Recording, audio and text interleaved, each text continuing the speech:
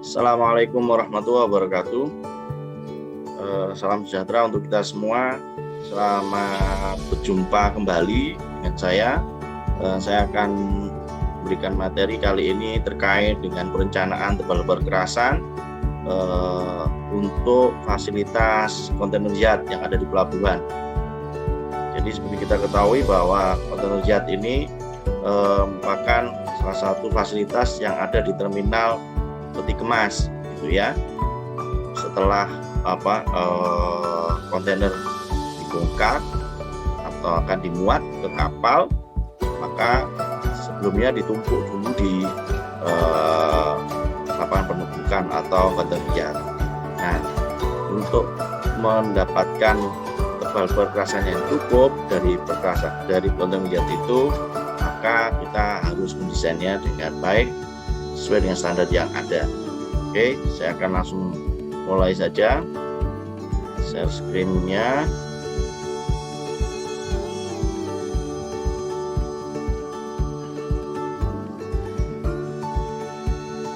Nah, kriteria desain untuk perencanaan dari kontainer yard adalah mengacu pada standar British Port Association, ya. The structural design of heavy duty pavements for ports and other industries. Kemudian beban yang ada itu adalah beban peti kemas dengan tipe 20 feet, ya, dan juga 40 feet dengan berat kurang lebih 20 ton sampai dengan 34 ton 40 feet. Tinggi tumpukan tergantung dari sistem operasional yang ada di atas lapangan penumpukan tersebut. Misalnya ini kita cocokkan dalam 4 tier plus 1. Jadi 4 tumpukan dari peti kemas tadi ditambah 1 untuk dia bisa staffing dari kemasnya. Atau kalau yang sekarang ini mungkin bisa sampai 6 plus 1, ya, 6 plus 1. Jadi tergantung dari RTG-nya. Nah, peralatan bongkar muatnya ada kita sebut sebagai rubber tire gantry crane atau RDC, kemudian ada reach stacker atau mobile crane, ya. Beban mati terdiri dari berat struktur dan juga beban mati tambahan, ya, misalnya juga ada tiang lampu dan sebagainya. Kemudian beban hidupnya adalah peralatan itu sendiri dan perlengkapan yang bergerak, ya. Termasuk di dalamnya yaitu truk pengangkut dengan total berat 42 ton. Kira-kira bagian alir untuk perencanaan kontainer yard itu seperti ini, ya. Pertama adalah tahapan untuk pengumpulan data yang bisa kita lakukan, yaitu survei topografi, penyuntikan tanah, ya. Topografi ini untuk mendapatkan batas area yang akan kita kembangkan, misalnya gitu, ya, atau dibangun dari kontainer yard. Kemudian penyelidikan tanah tentunya untuk mendapatkan data tanah dari subgrade atau tanah asli yang nanti akan dibangun kontainer yard atau tempat kerasan di atasnya. Kemudian data sekundernya adalah tentunya data kemas itu sendiri, kemudian jumlah kendaraan ataupun spesifikasi kendaraannya. Kemudian kalau misalnya kita akan merencanakan dari sistem drainase yang ada, itu butuh data curah hujan, gas area, runoff daerah aliran, tinggi muka air tanah. Nah, ini adalah tahapan untuk menganalisanya. Ini saya dapatkan dengan alir ini ketika kami melakukan perencanaan untuk kontainer yard di salah satu pelabuhan di kota Surabaya. Nah, ini adalah desain kriteria kendaraan atau peralatan yang ada di atas kontainer yard, yang biasanya terdiri dari truk trailer itu sendiri, ya. Dia bisa 40 feet yang paling besar ataupun 20 feet. Jadi antara 40 feet dan 20 feet itu nanti akan dibuat persentasenya, begitu, ya. Nanti di dari situ akan mendapatkan berapa kira-kira berat yang maksimum yang bisa menyebabkan kerusakan dari perkerasan yang ada di situ. Dan juga nanti dihitung berapa umur dari perkerasan itu sendiri atau jumlah trip yang terjadi. Kemudian alat peralatan yang lain adalah RTG. Ini model RTGC-nya. Ya. Kemudian dari stacker modelnya. Dan ini adalah karakteristik dari stacker. Oke, kita lihat satu-satu. Nah, beban yang bekerja di atas perkerasan, kalau misalnya ini yang seperti ini biasanya ini sampai berapa titik? 1, 2, 3, 4, 5, 6 ya. 6 biasanya ini adalah untuk peti kemas kosong untuk depo ya. Tentunya akan berbeda kalau di situ untuk peti kemas yang 8 peti kemas yang di situ konterjat untuk terminal ya. Nah, ini adalah alurnya, contoh alur untuk pergerakan dari kontainer truknya ya, ini masuk, kemudian dia bisa satu arah, juga pergerakan untuk trafficnya. Kemudian di dalam kontainer jet itu kita ada mengenal jumlah tir atau jumlah tumpukan, kemudian ada row atau B ini ya, kemudian ada slot, jumlah slotnya berapa. Nah, untuk satu blok itu bisa terdiri dari ini satu blok begini ya, terdiri dari misalnya seperti ini, jumlahnya adalah 3 row dikalikan 3 stack-nya ini ya, atau 3 ya stack-nya. Kemudian ini ada 4 tumpukan, jadi 3 kali 3 kalikan 4, jadi adalah total kapasitas yang ada dalam satu blok ya. Nah, beban peti kemas pada penumpukan ini biasanya yang paling kritis adalah di lokasi corner castingnya ya.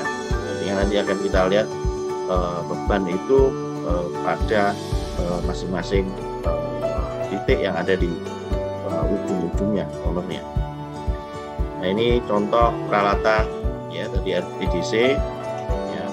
Kalau ini berarti 4+1 ya, ini 4+1. Kemudian ini ada truk kontainernya ya. Kemudian ini ada reach stacker. Stacker ini sangat tergantung dari jarak lengannya dia sampai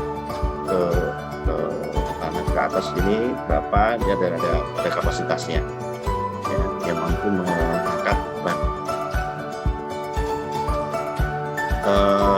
Yang ini adalah jenis peti kemas, ada 20 feet, 40 feet, dan 45 feet. 45 feet itu biasanya yang ada ada pendinginnya ya.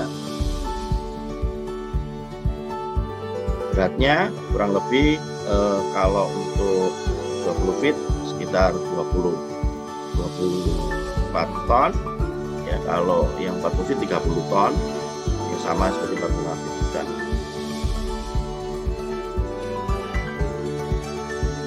Nah, ini adalah berat total dari seluruh kendaraan, berat kosong kendaraan dan juga berat kemasnya itu sendiri.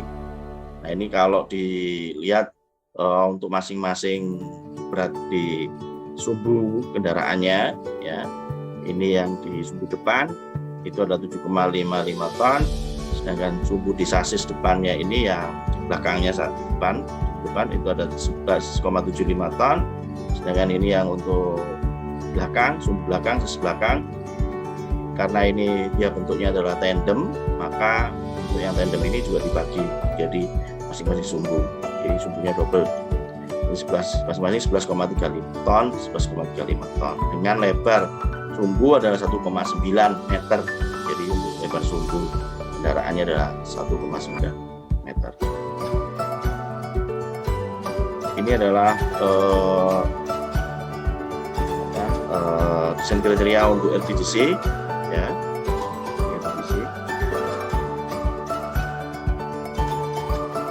Untuk LPGC ini nanti dilihat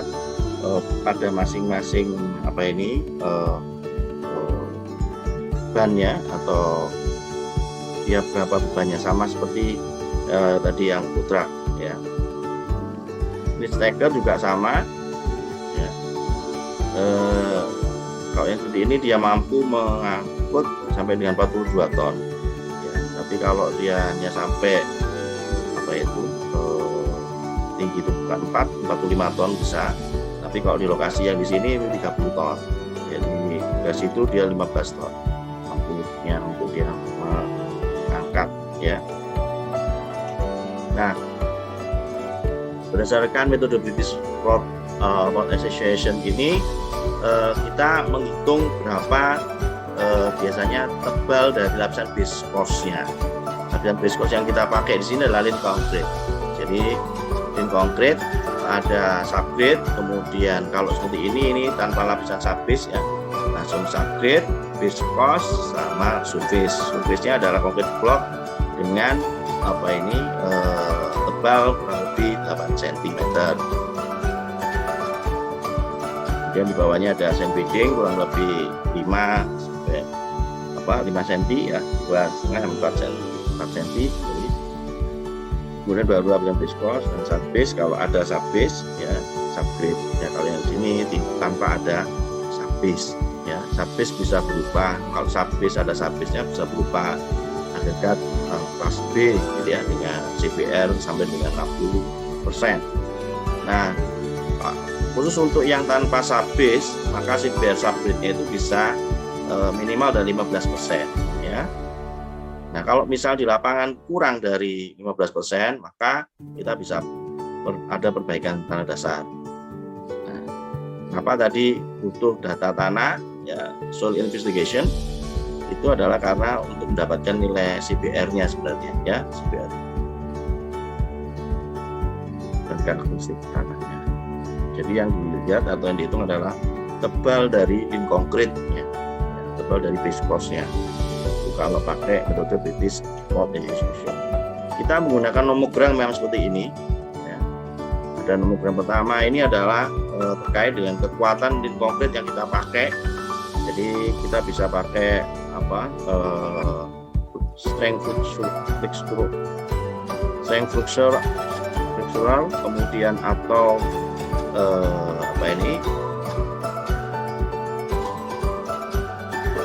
statik ya,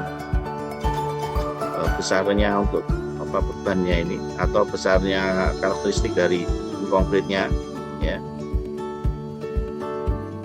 bisa pakai flexural strength ataupun yang lainnya. Nah, ini ada kalau nilainya 1 ya, Newton per milimeter persegi, ini di sini, ini yang 2, ini yang 3, ini 4.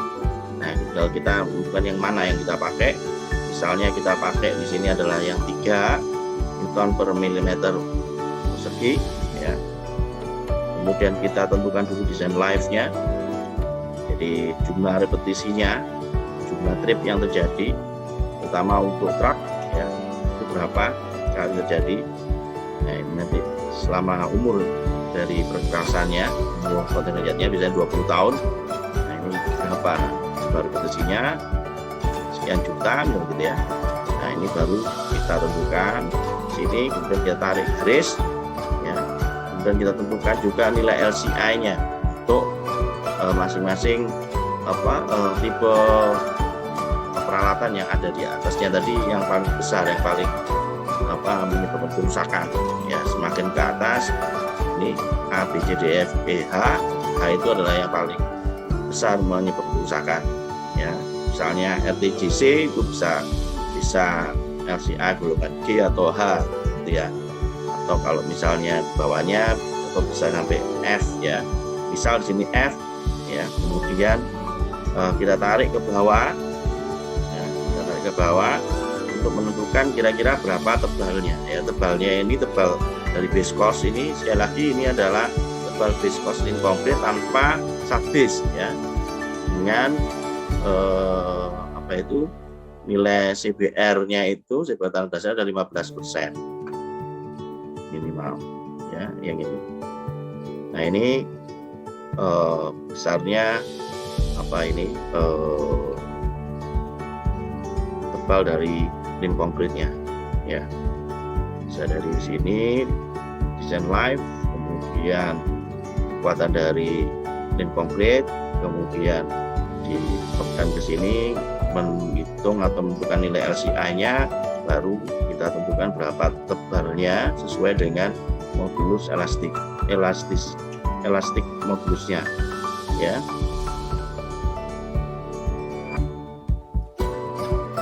Nah, jadi itu kira-kira untuk perhitungan tebal kekerasan. Selanjutnya untuk contoh perhitungan tebal kekerasan akan saya berikan pada video terpisah. Saya akhiri, semoga bermanfaat. Assalamualaikum warahmatullahi wabarakatuh.